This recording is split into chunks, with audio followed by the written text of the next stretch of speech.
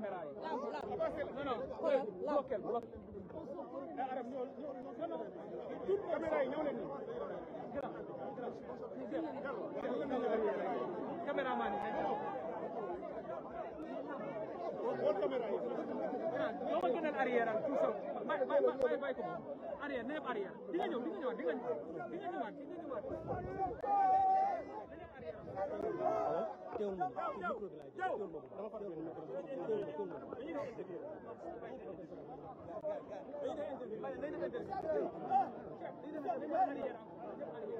dañu arrière ak di nga am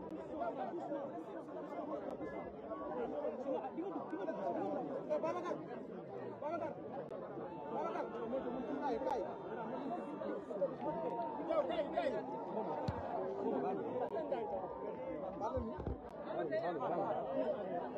c'est bon voilà mën ngeen kii noonu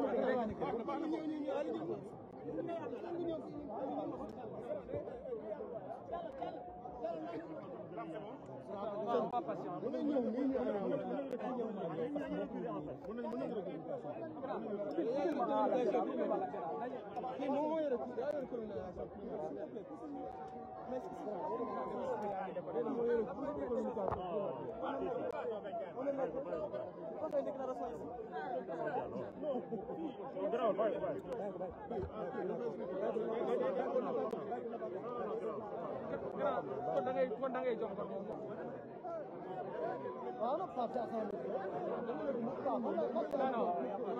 on va s'organiser on va tous aller en même temps. kenn dina ko ñëw ci.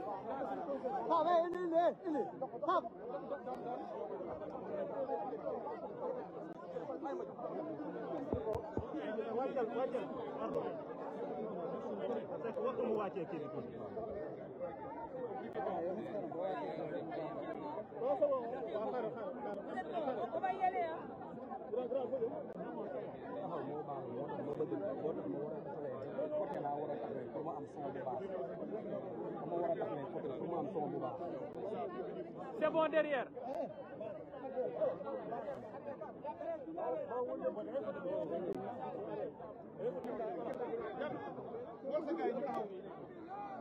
Ewa ana Aram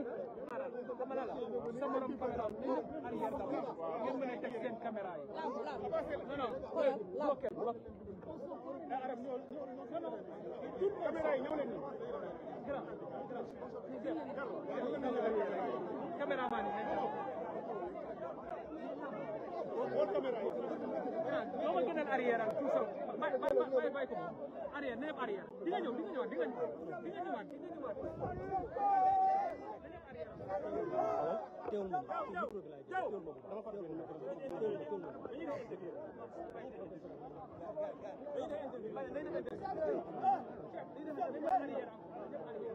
dañu arrière ak di nga am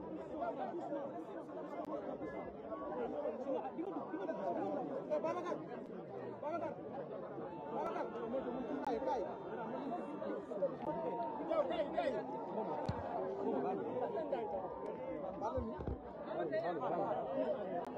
c'est bon voilà mën ngeen kii noonu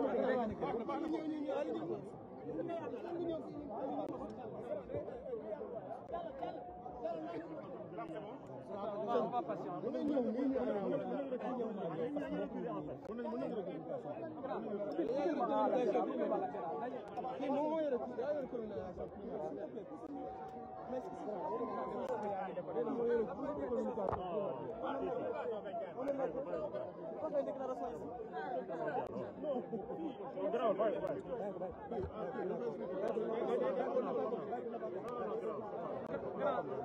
kon da ngay jox ko moom.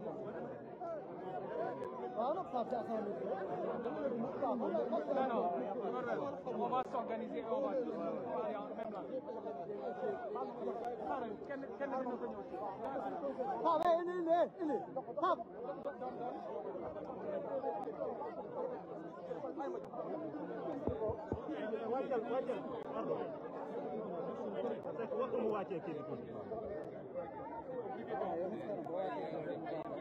Vous êtes bon, on va y aller hein.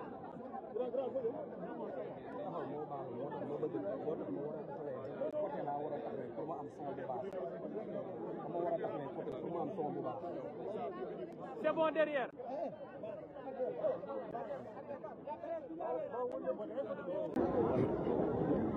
Le président de la République a voulu se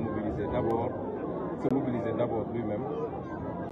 mais ensuite mobiliser l'ensemble de son gouvernement et l'ensemble des autorités administratives et politiques pour donner l'exemple. C'est pourquoi ce matin, il a été le premier à Thiaroye à être sur le terrain et à poser des actes allant dans le sens souhaité.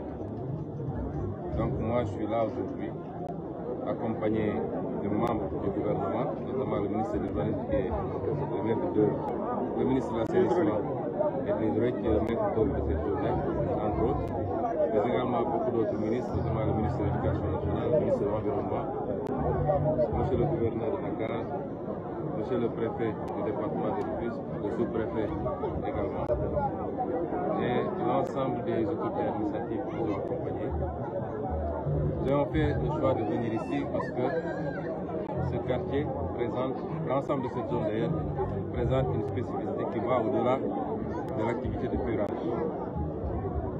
C'est une zone qui souffre de la problématique des occupations anarchiques et notamment sur ce qu'il est convenu d'appeler les zones non édificantes, c'est-à-dire des zones qui avaient été désignées par les experts comme ne devant jamais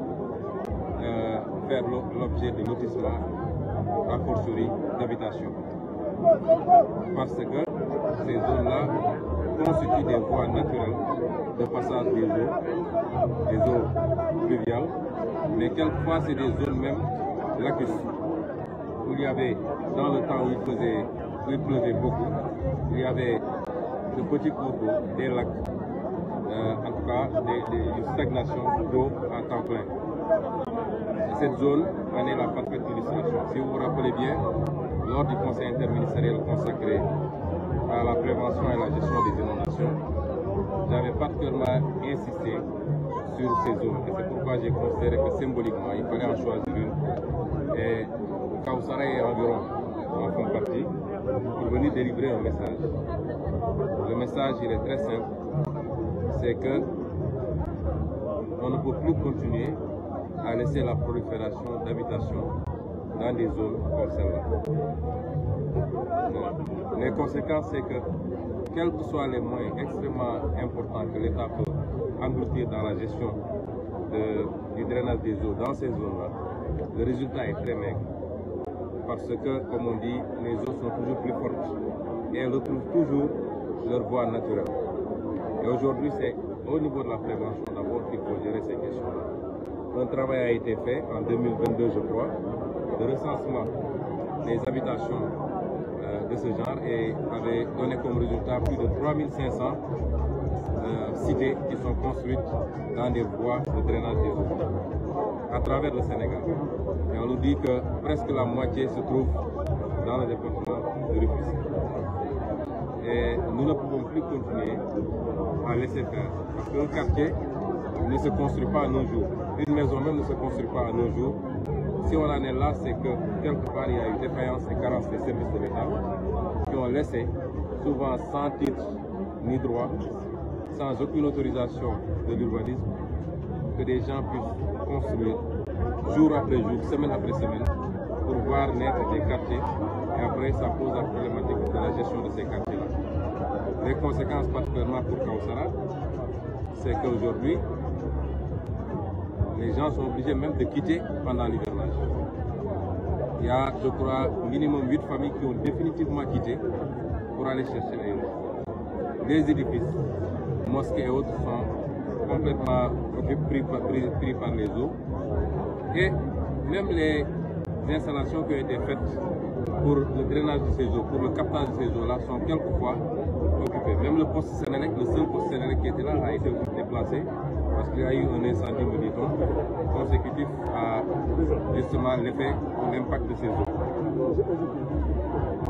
C'est des désagréments qu'on aurait pu éviter. Nous n'avons pas de solution immédiate. Nous allons faire le maximum et notamment nous annonçons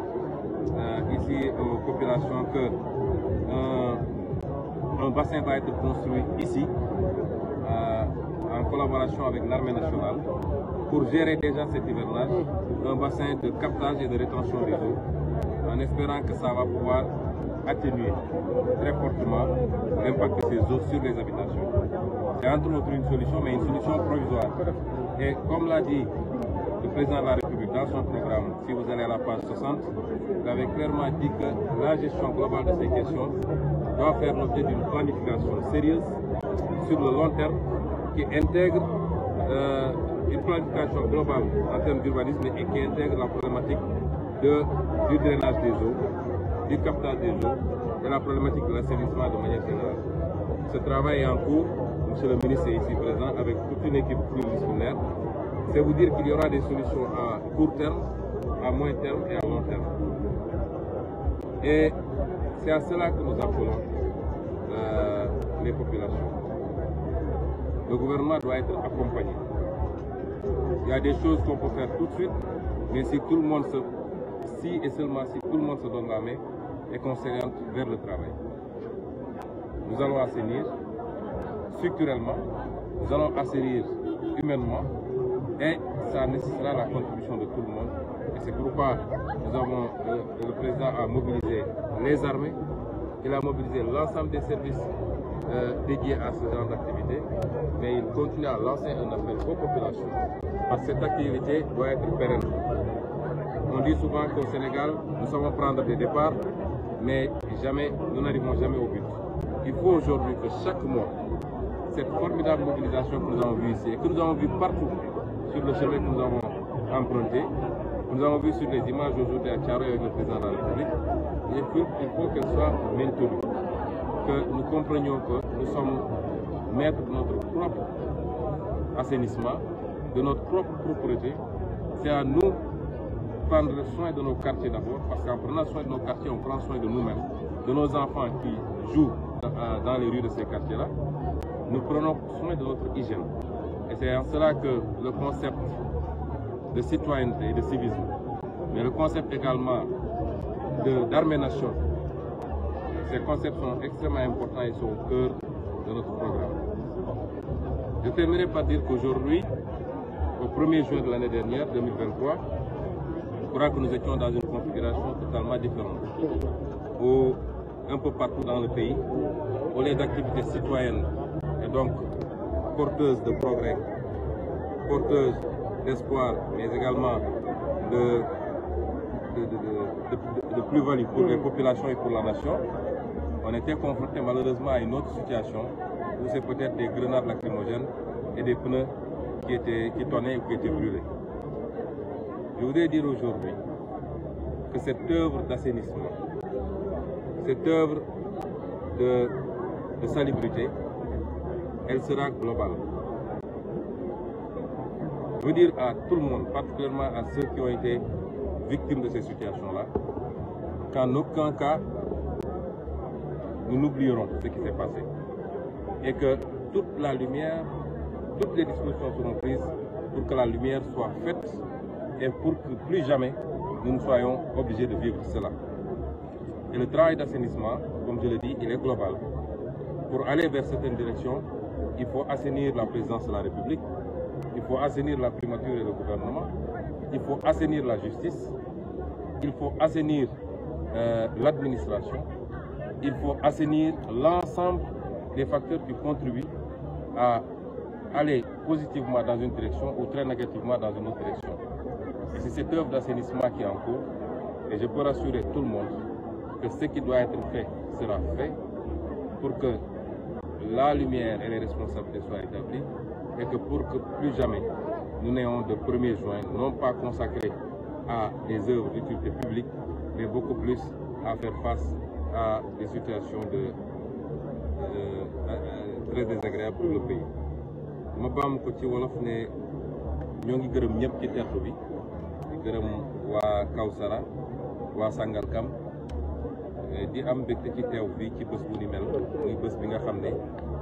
son excellence monsieur le président de la république Bassirou Diomaye Faye daf ko lancé woon daf ci woowoon Sénégalais yi sant yàlla bi ko sénégalais yi wuysee ndax monsieur le ministre mi ngi may wax ni ñoo ngi jot remontée yi ci Sénégal yëpp mobilisation exceptionnelle la sénégalais yi def ci wuyu si appelu monsieur le président de la république. ma wax ni man mi may ñëw maa ngi doon xool yenn image yi gis naa ni amul région bu des amul département bu des ñu am mbégte teew fii ak ànd ceeg lenn ci membre gouvernement bi monsieur le ministre de l'hydraulique et de l'assainissement mi ngi nii monsieur Cheikh Tidiane Dièye monsieur Daouda Ngom ministre de l'environnement mi ngi fi monsieur Guirassy ministre de l'éducation nationale mi ngi fi monsieur le gouverneur de la région de Dakar mi ngi fi monsieur Sall monsieur le préfet du département de Rufisque monsieur le sous-préfet de l'arrondissement lii buñ ko defee nii dafa fekk monsieur le président de la République moom ci boppam moo bëggoon mboolem seen ñu yor ndomb tànk ci réew mi njëkk a joxe exemple parce que askan boo ko bëggee yóbbu ci direction da nga ko fa war a jiitu waaye doo toog ci bureau taal sa clim ne ko demal def moo tax moom ci boppam moo njëkk a génn tey fële ci caaro yi gis ngeen taxawaay bi askan wi génn wuyu si ko mu njëkk a symboliquement def premier geste buy wane ni fii la ñu bëgg a jëm ak askan wi loolu nag ñun ñu tàmm woon ñëw fii lu tax mooy am na loo xam ne problème mu assainissement ordinaire la mooy quartier boo xam ne quartier bu normal la quartier bu ñu tabax fañ ko war a tabax la waaye defuñu fa ay canalisation wala canalisation ñu fa def baaxul wala doyul wala yu mel noonu ba quartier ba di am ay problème loolu mooy li gën a yomb a gérer ci mbirum assainissement moom beneen fànn boo xam ne dañoo dem fa ñu warul woon tabax nga xam ne depuis jamono tubaab bi mu defee cartographie ba pare la ñuy wax cadastre bi dafa ne fii de nit mën na fee dëkk waaye fii nit waru fee dëkk parce que yoonu ndox la te olof danaan ndox du bàyyi yoonam mun nañu nekk jamono sécheresse taw gi xaw a néew ñu dem ba fu ndox doon jaaratu waaye bu taw dellusee rek ndox mi dellusiwaat ci yoonam moo tax ñu ne woon fii ak fii ak fii kenn waru fee tabax ñu gis ni Sénégalais yi ci li nga xam ne moom la ñuy wax urbanisation parce que de plus en plus jamono ci àdduna yëpp la nag jamono léegi kaw gi day wàññeeku nit ñi di dem ci taax yi loolu la ñuy wax urbanisation ñu gis ni ci phénomène boobu nag nit ñi bu ñu yegsee ci taax yi léeg-léeg mënuñu am ci foofu nga xam ne moo jag pour nit ñi dëkk fa dañuy dem fekk fa ñu tere woon pour ñu dëkk fa ñu dem dëkk loolu nag bu amee responsabilité état la d'abord ndax kër sax mur de clôture kenn du ko tabax ci benn fan kenn du ko tabax ci benn semaine waxuma laa kërum lëmb waxuma laa quartier lëmb donc soo seetee lu mel ni quartier bi soo xoolee immeuble bi nekk suñu gannaaw xam nga ni lii ay weeri weer wala ay at lañ ko tabax jamono yooyu ñu ko doon tabax ñan ñoo joxe autorisation ak ba ñuy joxe autorisation bi ndax daf leen réeroon ni fii yoonu ndox la waruñu fay joxe autorisation pour li mel quartier bee nekk suñu gannaaw ñëpp xam nañ ni ñëwul rek judd ci benn fan lu ñu tabax la ci ay fan loolu lañ ne nag loolu dina dakk mënatuñu nangu administration am code de l'urbanisme am code des domaines am les plans directeurs d'urbanisme am les plans détaillés d'urbanisme am lépp ñu ne leen fii nit waru fee tabax ñu seetaan ko sàggane ko léeg-léeg sax ñoom ñooy def lotissement bi tax nit waru fee tabax loolu am na problème ndax fii quartier la mais fii nii terrain bi lotissement privé la promoteur privé boobu même su dee titre foncier la am kan moo ko jox lotissement pour mu def lotissement foo xam ne leer na ni fii waruñu fee def lotissement kon yooyu ay problème yoo xam ne lu jëm ci responsabilité état la te bu soobee yàlla nañ ci jël ay matuwaay ñaareel bi mooy mënatuñu nangu di seetaan nag moo tax keroog ci conseil interministériel bi ma joxe ndigal ne leen fépp foo xam ne tey quartier bu ni mel la fa nekk ñu koy tabax nañu dem arrêté ko parce que état léeg-léeg il faut mu jël responsabilité mais doo seetaan ba musiba am ngay doog a daw naan nañu ànd ba loolu il faut mu jeex ci réew mi tamit loolu tax ñu ñëwoon fii tey solution nag dina jafe liggéey la loo xam ne du ci lu gàtt lañ koy def ndax foo xam ne dafa nekk ci pax wala mu ne ci kan wala mu ne woon yoon ndox wala ndox daan fa taa sax ay lac ndax Lac de Guiers mi ngi fii jege na fi Lac Rose du moins mi ngi fii te bi état defee recensement gis nañ ni lu mat 3 ak genn wàll lu ëpp loolu ci yu mel nii am na ci biir Sénégal te li ci ëpp nag mi ngi fii ci département Rufisque ñu ne nag dañ ci def suñuy kéem kattan ci ay programme yoo xam ne lu ñuy def la ci camp bi waaye ren tembe la ñu mën a def moo tax ñu dugal armée ci mbir mi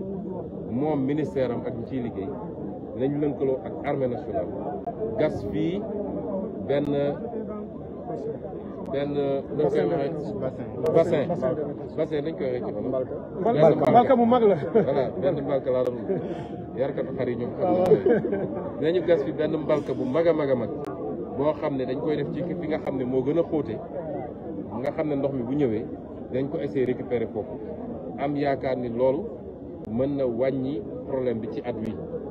ndox moomu sax mën nañu ko jëriñoo ci yóbbu ko ci mbay mi moo tax ñu ne fii am na yeneen yu ñuy gas fii ci dag bi ndax am na dag bu ne fii ku ne dag nag mooy domaine agricole communautaire kon kuy bay da ngay soxla ndox moomu ñu doon bàyyi muy law di walangaan wala mu ne ci biir kër yi lañ ci mën a capter dañuy def ay bassin foofu ci dag bi récupérer ko nit ñi mën koo utiliser même bu nawet bi jeexee dinañu am ñeenti weer yoo xam ne peut-être mën nañ ko utiliser pour di arroser seen maraîchage na kon loolu moo gën a bëri fii kon loolu moo taxoon ñu ne dinañ ñëw fii di lancer appel nag Sénégalais yi bëgg dëkk warul tax nga dëkk fu ne fii bu nawet bi xasee ba door am na population yoo xam ne dañuy obligé génn dem uti feneen wala ñu dem seen i mbokk ba nawet bi jeex am na ay famille yoo xam ne dem nañu définitivement ndax mëntuñ fi dëkk kon loolu te soo seetee xaalis bu bëri lañ fi investir am na ñu fi def ay millions ci kër goo xam ne mënoo fa dëkk au moins 9 weer ci at bi loolu nag ñuy lancer appel population yi ñoom it ñu jàppale ñu ci loolu ndax président Diomaye dafa ñëw pour bale moo tax bale boobu ngeen gis ko ci moom bale bi nag dinaa wax tey lan mooy cosaanu bale bi ndax Sénégalais yi gis bale bi rek waaye xamuñu bale bi ba ñuy nekk campagne Bignona bi ñu paree meeting Bignona bi 1 heure du matin wala lu ko raw nga benn góor gu màgget dañ ko jàpp sax woo mat ko mu ñëw ba sës ci oto bi maa président Diomaye sëgg di wax ak moom mu ne ma neel ma ko bale bi waa dëkk bu ñuy wax jéegul ñoo daje ñaanal ko wàcc seen kaamil def li ñuy def bu ñu paree jël bale bi jox ko ne ko boo duggee pale na nga jël bale bi bale pale ba mu set na nga jël bale bi bale Sénégal ba mu set na nga jël bale bi bale Afrique ba mu set loolu mooy cosaanu bale bi looloo tax président Diomaye fonk bale bi loolu nag mooy volet symbolique bi waaye bale googu ñu nekk dooraguñ ko sax ndax lii defe naa premier acte rek dinañu bale lu jëm ci cet nañu bale lu jëm ci lu ñuy gis ci ay kër ay yoon ay caniveau ak yu mel noonu waaye nañu bale li jëm ci nguur nañu bale ba mu set wicc ndax réew mi Sénégalais yi dañoo xamul ni yàlla moo ñu sutural waaye ak ñaanu nit ñu baax ni waaye bu dul woon loolu 2023 bi ñu génn réew mi li daal réew yu bëree bëri mënoon na fi am te dara waralu ko lu dul ku ñu dénk ne ko dañ laa dénk pour nga sàmmonteeg réew mi sàmmonteeg askan wi doxal yoon nga def safaat moo xam président nga moo xam ministre nga moo xam magistrat nga moo xam moo tax boo bëggee nag bale boo yaakaar ni bale mbedd moom rek la ñu war a bale jumbo ndax nëga ni si dem daaw ci bésu tey ji di 1er juin nit ñi taluñu woon bale ak ji ay garab waaye ñi ngi doon ay lacrymogène ak ay pneu ak internet bu ñu coupé te dara waralu ko lu dul ñi ñu dénk ne leen jaaraleen ko fii ñu ba ko fa nekk ci ay complot ak ay règlement de compte moo tax bale googu nag may dalal xelu Sénégalais yëpp lañ ci war a def nañ ko def mbir mi dina leer nañ ba ñu xam ku def ak lu mu def bu dee Ousmane Sonko def Sénégalais yi dinañu xam bu dee keneen ak keneen def Sénégalais yi dinañu xam waaye nag dafa am loo xam balaa nga koy def da ngay njëkk a bale ba mu set il faut nga bale justice ba mu set ndax ku ci amoon responsabilité te nekk fa du moom mooy ñëw jaar ci beneen direction il faut nga bale palais de la république il faut nga bale gouvernement il faut nga bale feneen ak feneen ak feneen kon setal bu yaa lay doon setal bu mate lay doon parce que réew mi il faut ñu tegaat ko ci yoon ba Sénégal yi nekk ci jàmm ñu jublu ci liggéey xaste bi jeex fi saagante bi saagawaate bi jeex fi sosalaate bi jeex fi parce que loolu xamuñu koon ci Sénégal jàmm lañ fi xam ak liggéey ak même su dee bokkuñu xalaat ñu def ko ci adversité et non pas ci animosité loolu moo tax ñu wax sénégalais rek ni setal bi lu gën a yaatu waaye bii moom lañ leen gën a soxlawee bii la ñu gën a bëgg ñu dugal ci seen loxo la ca des jafewuñu te dinañ ko def bu soobee yàlla kon ñi ngi gërëm ñëpp di am mbégte ci mobilisation bi ñu fi gis bëggoon nañ dugg ci biir quartier bi waaye gis nga mbir bi nu mu mel dañuy bañ buuxante yi ak yu demee noonu ñu ngi jéggalu kilifa yi nekk ci biir quartier bi chef de quartier bi di jéggalu village yi nekk ci gannaaw chef de village yi ñoom seen dignitaires yi fi nekk it ndax fii am na ay dëkku lébu wax dëkku lébu wax ay dignitaires ñoom ñëpp ñu ngi leen di jéggalu bëggoon nañu dugg saafante ak ñoom waaye comme buuxante bi dafa xaw bëri ñu jaral ko beneen bés rek boo xam ne dinañ jël matuwaay yu gën a bëri ñëw ziar leen bu baax a baax ñu ngi leen gërëm leen sant